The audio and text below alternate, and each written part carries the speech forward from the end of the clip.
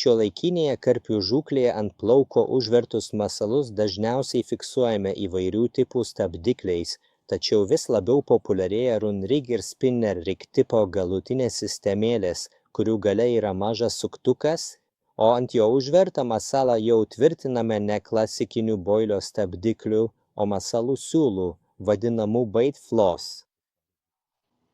Run-rig tipo galutinėse sistemėlėse, kaip matote, ant kabliuko kotelio, kuris yra specialus ilgo kotelio kabliukas apačioje su suktuku, taigi ant šio kotelio yra mažytis suktukas, į kurį reikia įverti ir pritvirtinti masalą.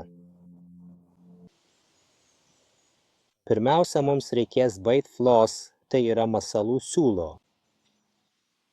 Apie 4 cm ilgio man reikia.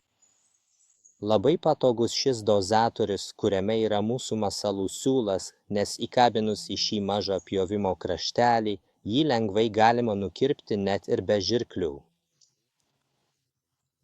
Visada imu siūlą dvigubai.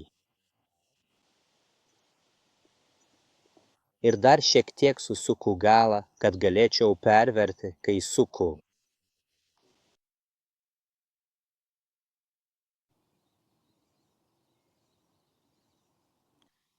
Siūlus sudedu vieną į kitą, tada, naudodamasis vėrimo adata, užveriu masalą.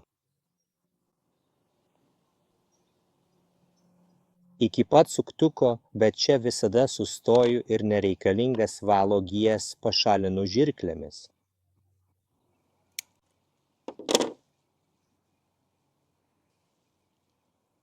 Gerai, dabar tęsiu vėrimą. Užmaunu masalą ant suktuko, bet tik ant viršutinės dalies.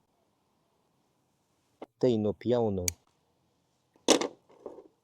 Ir dabar svarbiausia dalis, su žiebtuvėliu šią valo giją prideginu. Mat ši masalo šilkinė gija yra deginama, o po prideginimo ją prispaudus, ji tampa tobulų stabdžių. Tobulas run-rig masalo uždėjimo būdas atrodo štai taip, net ir stipriausio metimo metu masalas tikrai nenukris. Jei tau patiko šis masalo pateikimo būdas ir nori jį išbandyti, mūsų asortimente rasi visus profesionalius priedus ir žinoma prie jų derančius masalus.